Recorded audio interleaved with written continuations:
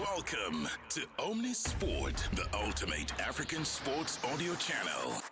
Live and on demand at omniaudio.africa and streaming data free on the MTN network in South Africa. It's where Africa comes to play. He was asked by Nottingham Forest TV after the game about just talking to the goal, and he sounded almost nonchalant the way he scored a goal. It was okay, man. Yeah. Have you ever seen Beyonce's Bodyguard? Was that him? No. Oh, okay. Not the sports news. Good morning. Good morning. morning.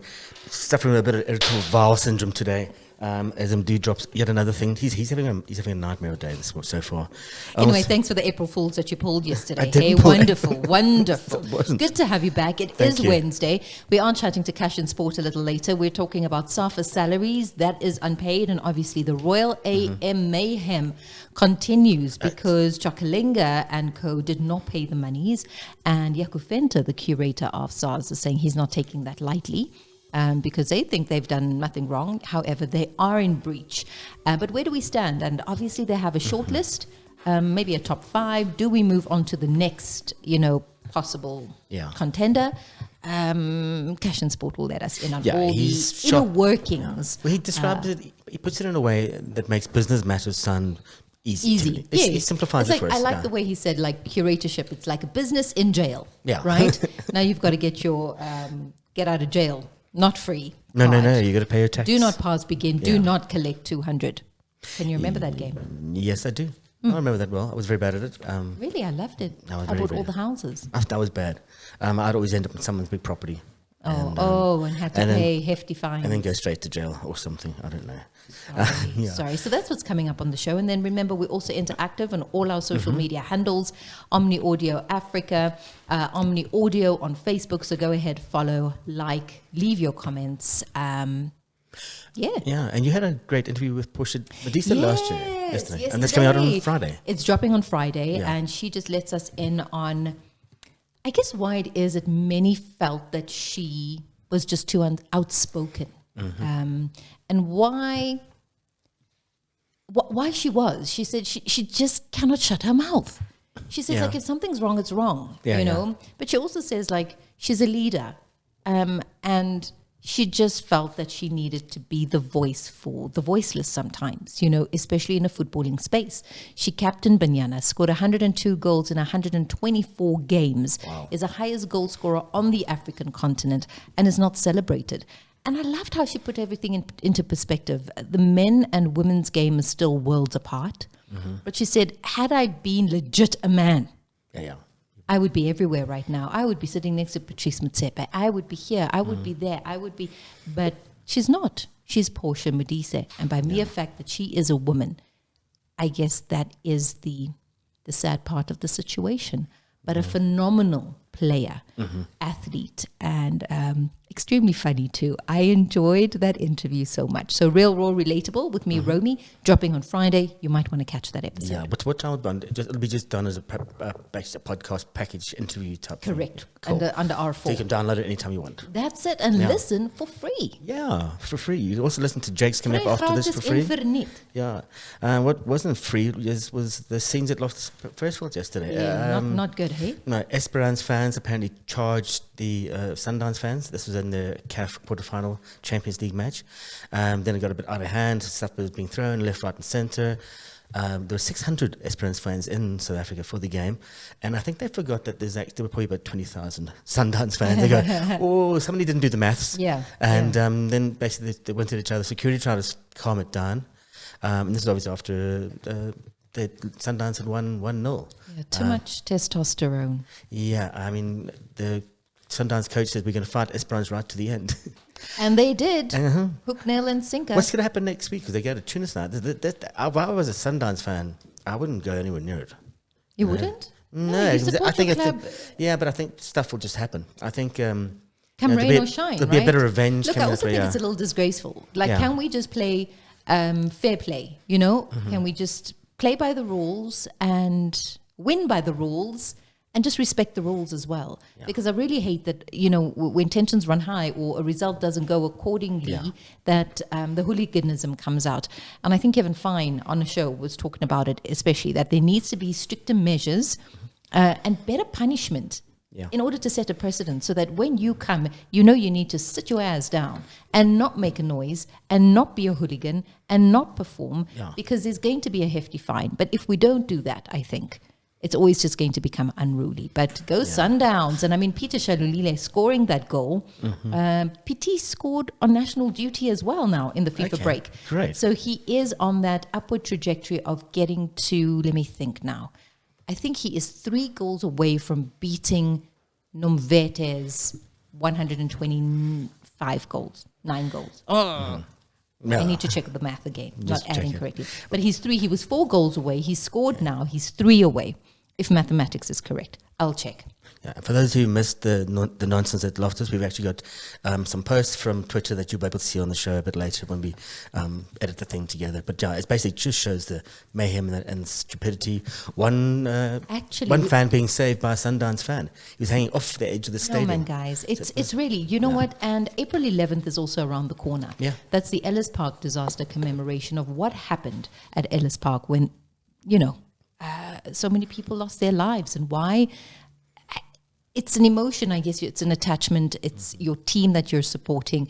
But to be injured, hurt, die because of football doesn't need to happen anymore. Not in this day and age. I'm just reading that Esperance fans have been prohibited by CAF from using lasers and flares, so they just started igniting them and using them anyway. Oh, I hate those things. Like the lasers also during AFCON. Yeah. Oh, my word. Yeah. And it just gives me a migraine. And me and migraines. Yes, They, all too well. They come and they don't leave. But Pirates won. Mdu, he hasn't stopped talking about it all morning. It's ridiculous. He's the biggest team in Africa. Yeah, he's really happy about that. Not even the biggest team in But also the 1-0 wins, guys. Yeah. I mean, as much as a win is a win here, I was hoping that Pirates and Sundowns would just cement it a little more other than a 1-0. But like I said, I'm taking it for either one of these teams. There's a Forest win yesterday. You can be happy with that. They beat Manchester United. Maybe you won't be so happy. There's a bit of irony here. They came back from the 5 minutes gone. A former United winger, Anthony Elango, came back to haunt his former club. He went on an 85-metre run. Now, the best thing about it was not only did he go on this 85-metre run and then he scored, but he did that 85 metres, ran it in 9 seconds with the ball. He was asked by Nottingham Forest TV after the game about just talking to the goal. And he sounded almost nonchalant though he scored a goal. It was okay, man. Let's talk about your special moment, shall we? 5 minutes in, you pick it up, 15, 20 yards inside your own half? 85 metres. At that moment, I'm just thinking it's early on in the game. Let me just go for it and just test them out and just get to the goal. There was their goal as quick as I can, and when I get there, just try and stay composed as I can. And I could shoot with either foot, whether it's left foot or right foot, so it's just about picking a corner and just staying composed and finding the back of the net, which I... Yeah, his manager, Nuno Espirito Santo, was full of... He didn't have the words, actually, to describe it. He said it was just impressive. And he was asked after the game by a journalist about what he thought about the goal. 85 metres in 9 seconds. Yeah, amazing, isn't it? You sure? Yeah, because the TV 85. With the ball. Imagine without the ball.